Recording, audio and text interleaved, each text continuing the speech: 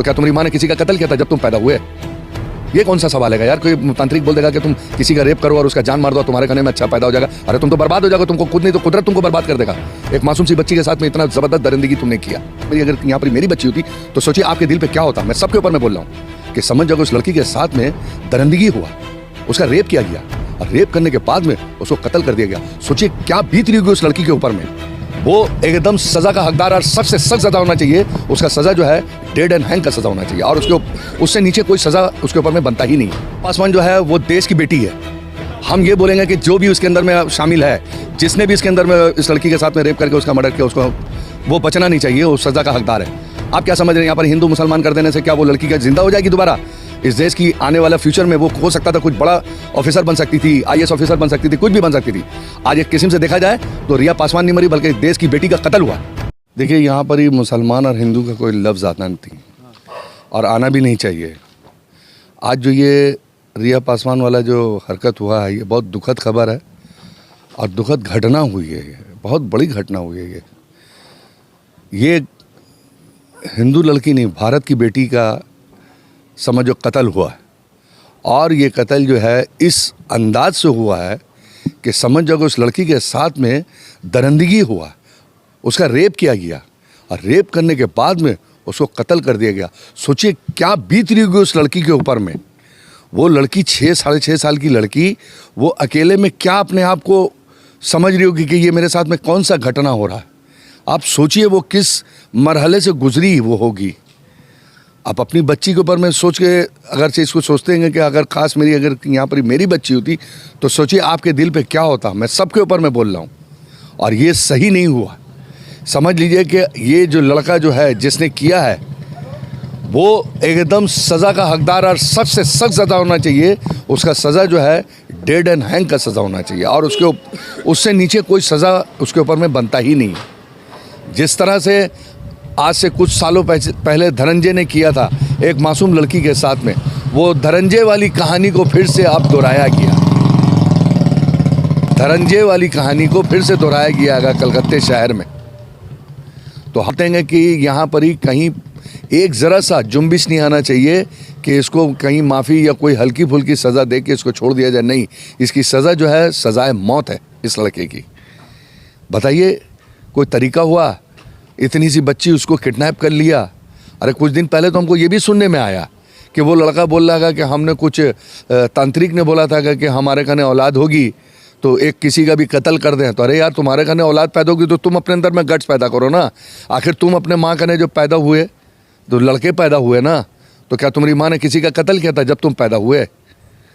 ये कौन सा सवाल है यार? कोई तांत्रिक बोल देगा कि तुम किसी का रेप करो और उसका जान मार दो, तुम्हारे खाने में अच्छा पैदा हो जाएगा। अरे तुम तो बर्बाद हो जाओगे, तुमको खुद नहीं तो कुदरत तुमको बर्बाद कर देगा। एक मासूम सी बच्ची के साथ में इतना ज़बरदस्त दरिंदगी तुमने किया। हाँ, ये अलग से अलग पता चल जाएगा कि ये पाखंड है, पाखंड किया उसने। उसको तो उसके दिमाग में यही डाल दिया गया कि तुम अगर किसी का तुम कत्ल करते हो या किसी लड़की का कत्ल करते हो तो तुम्हारे खाने बेटा पैदा होगा। अरे ये कौन सा तांत्रिक भाई, ये किस तरह का पाखंड है? यार मानने के बाद में बोले आपका ने बेटा पैदा हो जाएगा। ये जो मामला हुआ है हम समझ रहेंगे कि बंगाल के अंदर में समझिए धनंजय के बाद में ये दूसरा केस है, लेकिन हम समझते हैं कि प्रशासन ने ज़रा सी गलती और ज़रा सा अलकसी कर दी, कोताही की, जिसकी वजह से ये मामला हुआ। अगर से प्रशासन उसी दिन पहले ही दिन अगर से मुस्तैदी से और एकदम स्टैंड बाय वो खड़ा हो जाता, जैसे लोग बता रहे हैं कि हम लोग गए प्रशासन के पास में, वो एक्शन नहीं लिया। लोकल वहाँ की पब्लिक जैसे सोशल मीडिया में देख रहे हैं सब यही बात बोले कि हम लोग गए हैं तिलजला थाने में जाके बोला हम लोगों ने, मगर वो एक्शन पे नहीं आई। काश अगर उस दिन पहले ही दिन एक्शन में आ जाती तो ये बच्ची का हाल नहीं होता। नहीं, ये तो समझिए कानून के साथ में अगर से ये हुआ तो ये तो गलत हैगा, क्योंकि कानून का काम हैगा सर्चिंग करना, देखना, भालना, उसको समझ के उसके बाद में एक्शन लेना। मगर यहाँ कानून ने ज़रा सा अलकसी की। ये हम मानेंगे कि कानून ने गलत किया, प्रशासन ने गलत किया कि वो संग शिकायत के ऊपर में उनको उड़ जाना चाहिए था। उनकी एक अलकसी की वजह से एक बच्ची की जान गई। मगर ये जो कल जो हुआ हैगा गाड़ी का जलाना, पुलिस की गाड़ी का जलाना, पुलिस के साथ में लड़ना झगड़ना, ये हम समझते हैं कि ये कानून के ख़िलाफ़ है और इसको नहीं करना बेहतर रहेगा। कानून से आप मदद लीजिए, कानून उसको एक्शन लेगी। क्योंकि आज इसी बंगाल के अंदर में रिजवानुर रहमान का भी मामला हुआ और भी बड़े बड़े कई एक मामले हुए, तो प्रशासन ने उसको देखा, मुजरिम को पकड़ा और इसके भी मुजरिम पकड़ा गए। मेरे ख्याल से और कोई होगा इसके पीछे तो वो भी पकड़ाएगा।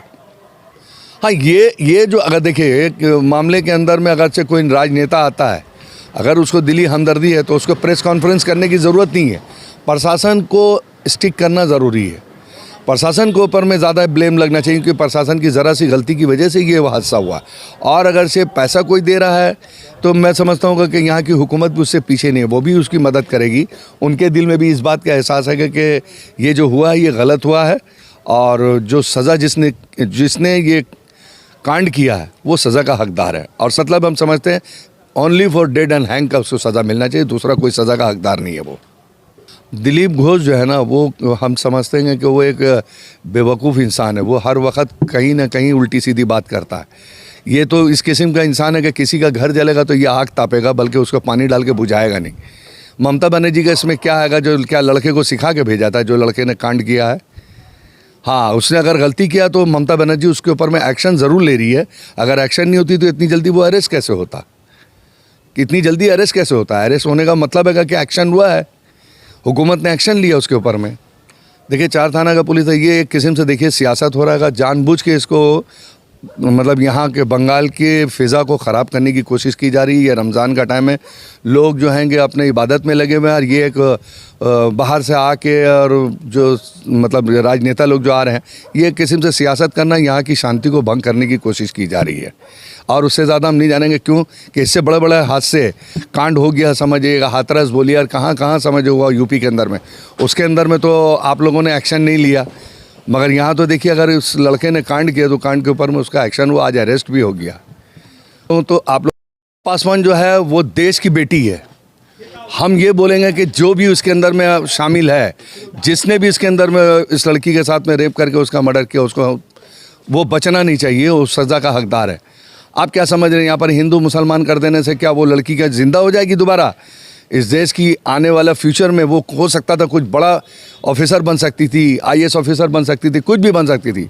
आज एक किस्म से देखा जाए तो रिया पासवान नहीं मरी, बल्कि देश की बेटी का कत्ल हुआ, उसका कत्ल हुआ हैगा। और उसके ऊपर में हम समझते हैं कि प्रशासन और जो भी राजनेता उसके अंदर में राजनीति कर रहे हैं, तो मैं उन लोगों से मुद्देवाना गुजारिश करेंगे राजनीति ना करें, बल्कि ये देखें कि ये इतना बड़ा जो कांड हुआ है इसको कैसे और किस नज़र से देखना चाहिए, उस हिसाब से आप देखिए।